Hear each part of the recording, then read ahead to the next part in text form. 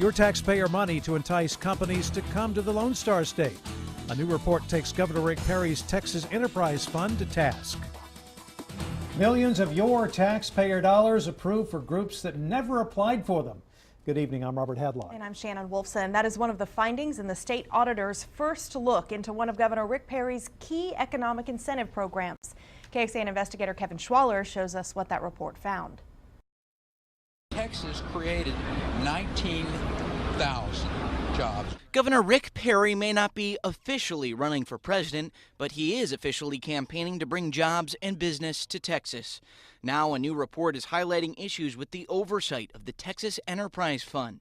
Governor Perry's office has called it a critical deal closing tool. The report from the state auditor found Texas leaders have awarded more than $500 million from the fund through 2013 to companies and other organizations.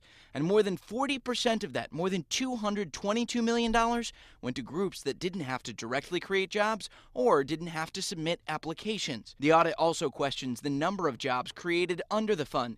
The report says recipients of the awards reported creating more than 48,000 direct jobs. However, the audit points out that the governor's office did not consistently require recipients to give detailed information to verify the number of jobs, and the office did not always sufficiently check out the numbers. This is a huge political slush fund. Andrew Wheat with the watchdog group Texans for Public Justice, described by the Texas Tribune as liberal-leaning, says the report supports many of its own findings. Ourselves and a few reporters have been blowing whistles for years on this program, saying that the numbers don't add up. Still, the report also found the governor's office was able to get back more than $14.5 million from groups it found weren't following their agreements. A spokesperson for the governor's office released a statement saying, in part, this audit confirms that funds awarded through the program have been allocated in accordance with state law.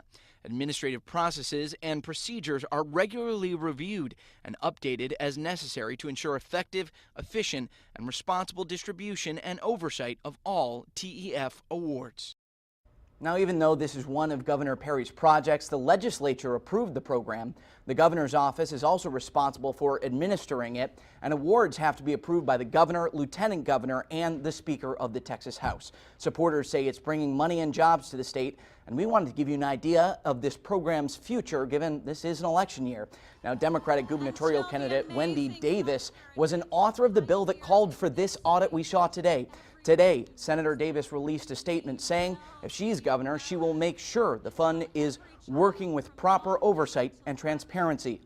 Now, the Republican candidate for governor, Greg Abbott, said when he announced his candidacy that he talked about getting government out of the business of picking winners and losers. Now, to keep this fund going, there's going to have to be some additional money for it. That would come from the legislature unless there's some sort of outside investment. Now, the audit says the fund had about $55 million that had not been committed left when it looked in June.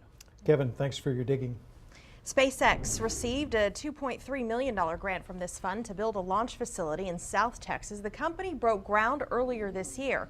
SpaceX plans to bring 300 jobs to the state, and the launch facility is supposed to lead to $85 million in capital investment in Texas. Other big companies also received money from the fund with the promise of bringing in jobs. In 2006, Samsung received a $10.8 million grant to open a new semiconductor facility in Northeast Austin. The company created hundreds of jobs. Apple got $21 million from the fund in 2012 to expand its Austin operations. That company plans to add 3,600 workers. And this spring, a $40 million grant from the fund helped Toyota decide to move its national headquarters to Plano, promising to bring up to 4,000 new jobs.